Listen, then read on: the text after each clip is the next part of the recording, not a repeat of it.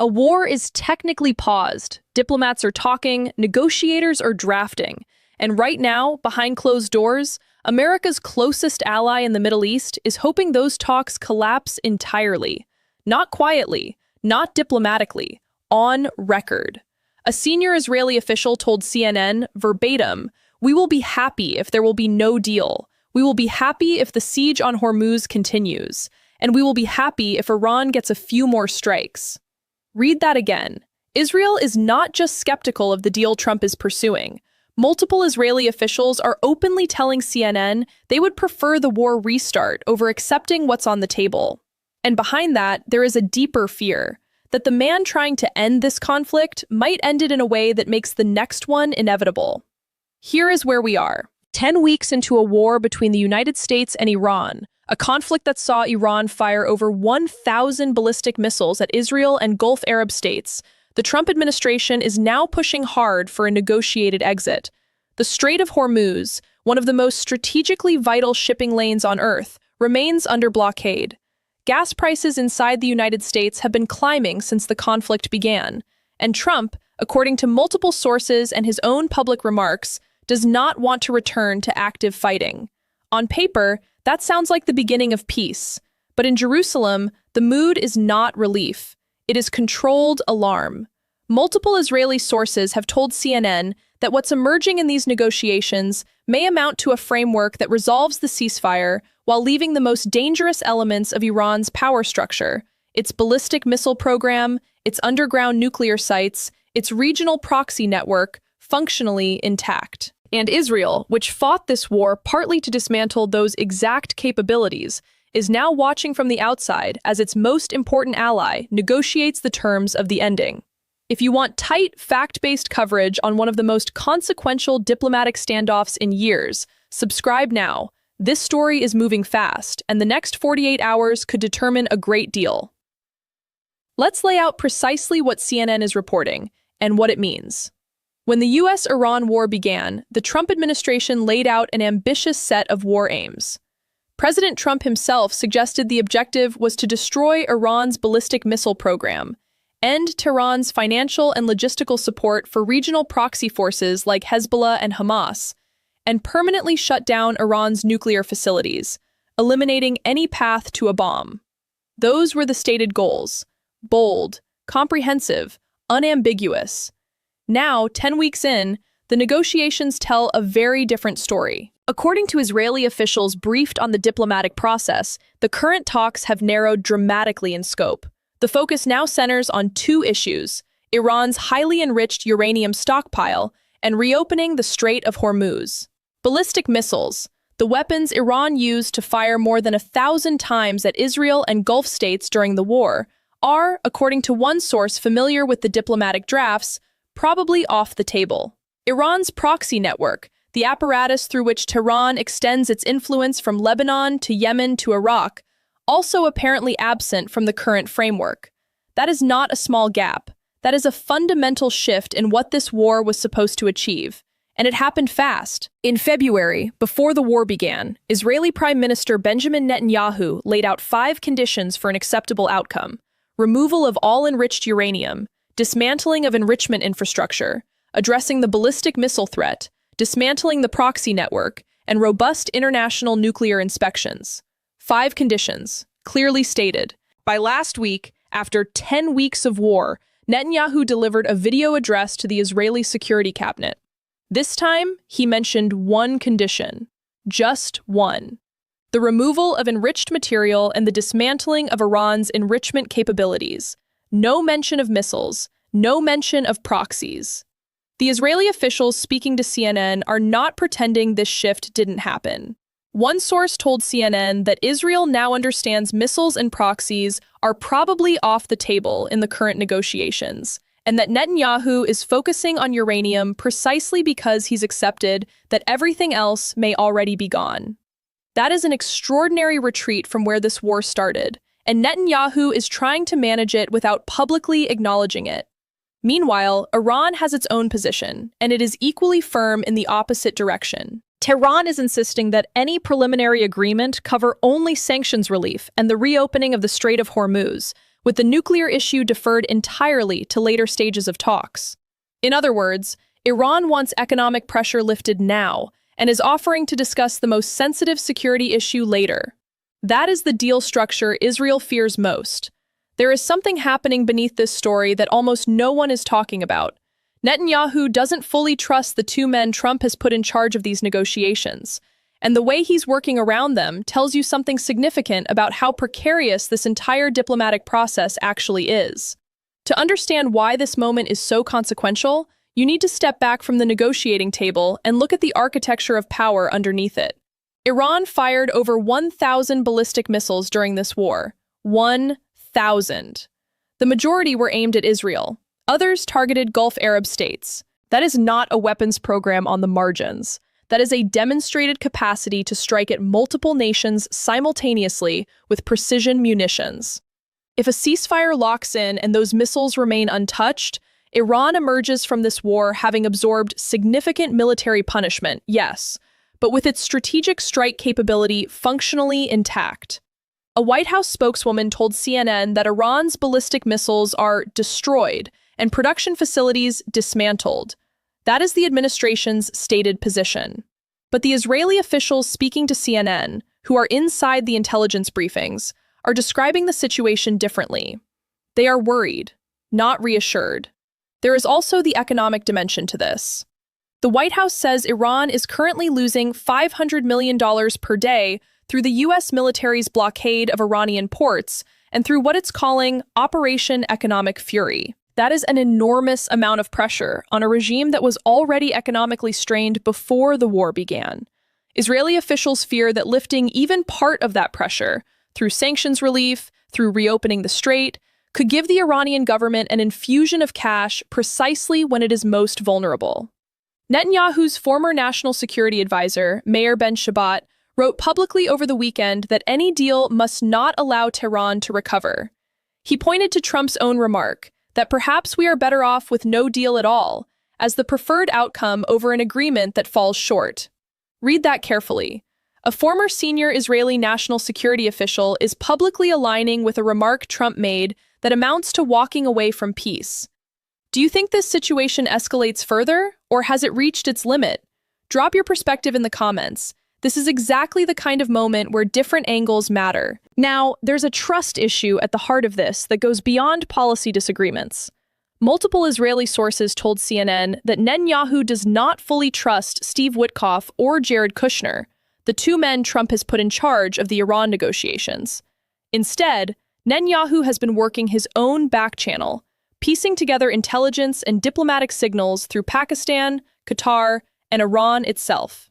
He relies on his direct personal line to Trump because the formal diplomatic machinery around the president is, from Israel's perspective, not reliably aligned with Israel's core interests. The White House pushed back on this, telling CNN that Witkoff and Kushner have Trump's total confidence and pointing to what it described as a record of successes. But the fact that this tension exists at all, that America's primary ally in this conflict is running parallel diplomatic intelligence operations because it doesn't trust Washington's own envoys, is a signal that the alliance is under real internal strain. Here is the detail that tends to get buried. Iran is pushing for a sunset clause in any agreement, a provision that would allow restrictions to expire after a set number of years and permit Tehran to resume nuclear activities. That structure would make this deal look remarkably similar to the 2015 JCPOA, the Iran nuclear deal that both Netanyahu and Trump spent years attacking. Israel is now trying to insert two specific provisions to distinguish it: a full prohibition on enrichment during the sunset period and the physical dismantling of two heavily fortified underground nuclear sites, the Fordo facility and the Pickaxe Mountain site. Those are the sites Israel believes Iran has been using to advance its most sensitive nuclear work. And as of now, according to CNN's reporting, it is not clear those demands are in the current draft. So the deal taking shape may end up with sunset clauses, no ballistic missile restrictions, no proxy dismantlement, and two of Iran's most fortified nuclear sites still standing. That is worth sitting with for a moment. Step away from the capitals for a moment. Step away from the negotiating rooms and the security cabinet briefings and the diplomatic back channels. Because what happens next in these talks is not abstract. It lands on real people in real places and has been landing on them for 10 weeks already. The Strait of Hormuz carries roughly 1/5 of the world's oil supply. When it's blocked, that disruption doesn't stay in the Persian Gulf. It radiates outward. Fuel prices climb, shipping costs rise, and the cost of almost everything that moves on a truck, a plane, or a cargo ship begins to shift. Americans have been feeling it at gas pumps since the conflict began. Families in Europe, in Asia, in countries that have nothing to do with this war, are watching their energy costs creep higher because of what's happening in a narrow waterway between Iran and Oman. That is the invisible weight of this conflict, the economic pressure that presses on ordinary households while the diplomats argue about enrichment thresholds and sunset clauses. Inside Israel, the psychological toll of 10 weeks of war is significant. Iran's missile barrages hit hard in the early weeks. The country has been living under a security posture that most nations never have to sustain. And now Israeli citizens are facing something more disorienting than active attack: the uncertainty of a peace negotiation they cannot control, being handled by an ally whose priorities may not fully match their own. For Israelis who lived through the years of the JCPOA, who watched Iran use the economic relief from that agreement to expand Hezbollah's arsenal and advance its regional ambitions, the prospect of history repeating itself is not theoretical. It's a lived memory with very specific consequences. Hezbollah rockets fired from Lebanon, Hamas attacks from Gaza, the infrastructure of threat that the 2015 deal helped fund. And in Iran itself, the population has been through something no country should have to absorb. Over 1,000 ballistic missiles fired, a navy, according to the White House, largely destroyed, port infrastructure under blockade, an economy already hollowed out by years of sanctions now further pressured. The Iranian people, not the regime, but ordinary Iranians, are living in a country that has just fought a catastrophic war and is now watching its leadership negotiate its way out of accountability. The regime, if it survives this, will tell its people that it held firm, that it endured the blockade, that it negotiated from strength. Whether that narrative is accepted internally matters, because a regime that can claim a propaganda victory from near defeat is a regime that has replenished its domestic legitimacy, at least partially. That is not a strategic abstraction. That is what happens when an adversary lives to fight another day. And then there are the regional actors, watching from the periphery. Gulf Arab states that received Iranian missile strikes have their own calculations about what a partial deal means for their long-term security. Lebanon, where Hezbollah's future status may not be addressed by any of this, is watching to see if the proxy architecture that has defined its political life for decades simply continues. Yemen, Iraq. These are not footnotes. They are places where the consequences of a deal that doesn't address the proxy network will arrive in concrete form. The chair of the Israeli Parliament's Foreign Affairs and Defense Committee summed it up bluntly after a classified briefing with senior military leaders. His post read, "It's either negotiations or a boom." That is the choice being faced. And right now, neither outcome looks clean. The scenario Israeli officials are specifically warning about is an interim deal, one that extends the ceasefire, reopens the Strait of Hormuz, and eases economic pressure on Iran, all without touching the nuclear file at all. Iran has explicitly proposed exactly this structure, and the Trump administration, which has been watching gas prices climb at home and which appears genuinely reluctant to restart the military campaign, may find that structure appealing precisely because it lets them declare victory without committing to the harder asks. If that happens, Israel has options, and some of them are not diplomatic. CNN has confirmed that the US and Israel have continued to coordinate on potential military contingency plans for Iran, including strikes on energy facilities and infrastructure and targeted operations against Iranian leadership should talks fail. Those plans exist, they're being maintained, and the question of whether they get activated depends heavily on what emerges from these negotiations in the coming days. One Israeli official put it plainly, the decision ultimately lies with Trump. But the war, as far as Israel is concerned, is not over until its core objectives are met. And those objectives are getting smaller by the week. Pull back, way back. What you are watching right now is not just one country worried about one deal. It is a fundamental test of how wars between major regional powers actually end. and whether the terms of an ending can be durable when the most dangerous capabilities that cause the war are left in place. The 2015 JCPOA was built on a premise that you could freeze Iran's nuclear program in exchange for economic integration. It bought roughly a decade of reduced nuclear risk, but it left the ballistic missile program untouched. It left the proxy network not just intact, but funded by the sanctions relief. And 10 years later, those exact capabilities, the missiles, the proxies, were the tools Iran deployed in this war. History didn't repeat, it rhymed, loudly. Trump and Netanyahu both spent years attacking the JCPOA for exactly these reasons. The deep irony of what's unfolding is that the deal now taking shape, sunset clauses, narrow nuclear focus, missiles and proxies excluded, appears structurally similar to the agreement they both condemned. Netanyahu's former national security advisor said as much publicly, and Netanyahu himself, despite publicly narrowing his demands, is privately warning through back channels that a deal of this nature would leave the war unfinished. There is a second layer here too.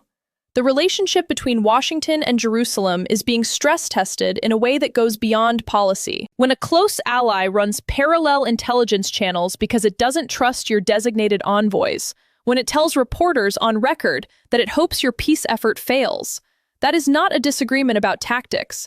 That is a fracture in strategic alignment. And fractures like that don't close by themselves.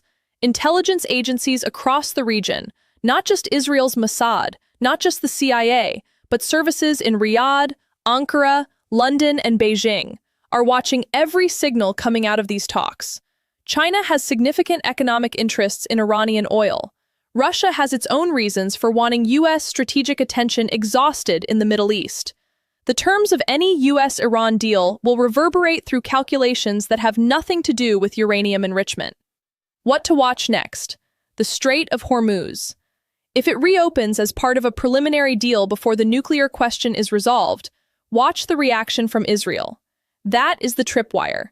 Netanyahu's public statements. When he begins dropping even the uranium demand from his public messaging, the way he dropped missiles and proxies, that will signal either that a deal is imminent or that Israel has privately decided to act outside it. Trump's domestic pressure. Gas prices matter at midterms. The administration's tolerance for a prolonged conflict has always had a political ceiling. And the two underground facilities, Fordo and Pickaxe Mountain, those sites represent Iran's most hardened nuclear infrastructure. If they remain standing at the end of all this, a senior Israeli military official told reporters last month, it will be considered a failure. Not a partial success, not an imperfect outcome, a failure. That word was chosen deliberately, and it should be heard. This negotiation is happening right now, in real time, and every development in the next 48 hours could shift the balance between a ceasefire that holds and a war that restarts. The gap between what Trump appears willing to accept and what Israel says it needs to feel safe is not a small one. And the people caught between those two positions are not just governments, they're populations, economies, and a region already pushed to its limit. What do you think happens next? Does Trump close a deal, even an imperfect one, or does this fall apart? Tell me in the comments, because this is one of those moments where the range of outcomes is genuinely wide. And subscribe, because when this story moves, it's going to move fast.